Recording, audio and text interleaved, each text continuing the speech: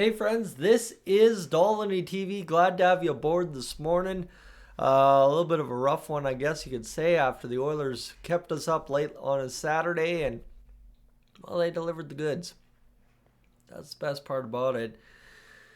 Could have definitely been a lot worse for the Oilers had they actually fully collapsed in that third period, but sometimes when the bad bounces are going against you, they tend to level off before they fully sink you. And that's ultimately what happened last night for the Oilers. They got enough offense out of guys that haven't really gave us a bunch of goal scoring prowess this year. And ultimately, as well, Zach Hyman potting 2 goals, kind of a difference maker for the Oilers last night. What I will say is everyone's going to be like, oh, Skinner almost sunk us. Well, Jake Ottinger sunk the Dallas Stars last night. So, you know what? In a game where you're facing a good goalie like Jake Ottinger and Stuart Skinner wins a hockey game, I'm not going to really complain about what Stu did wrong. I'm just going to enjoy the fact that we beat somebody like Jake Ottinger. And again, that's kind of where it comes down to the situation like the Four Nations Cup, right? Where the Team Canada squad, you had Jordan Binnington, who maybe isn't the all-around goalie that everybody would love to be the starter for Team Canada, but he did just enough to allow Connor McDavid to win it. And that's ultimately kind of what happened here today, or last night, sorry, against the Dallas Stars. So Mr. Connor McDavid, another highlight reel goal. If he's back and back ready to rock and roll in highlight form, that's going to be huge down the stretch.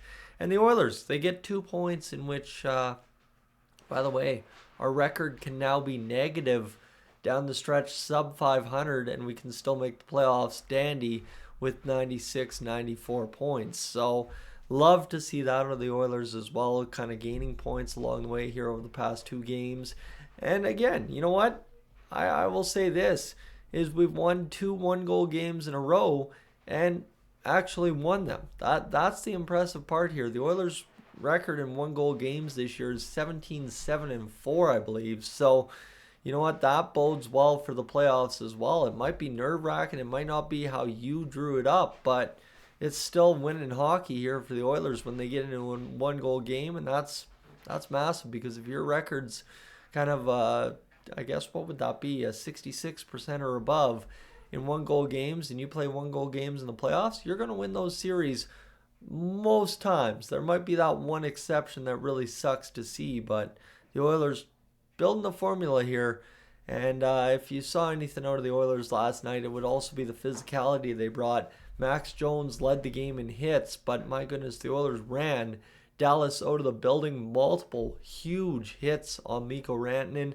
And a difference in the hit category, 22-12, is what I last saw when I checked post game. So I don't know what you know about that, but the Oilers have, I don't think at all this season, out-hit an opponent by 10, and that's what they did against the Dallas Stars in an effort that was good enough to net 2 points last night. So pretty happy with things all around. I mean, we can talk about Victor Arvidsson actually scoring a goal after shooting a puck nanoseconds after getting it. That's been his MO all year. As soon as it's on his tape, it's off towards the net.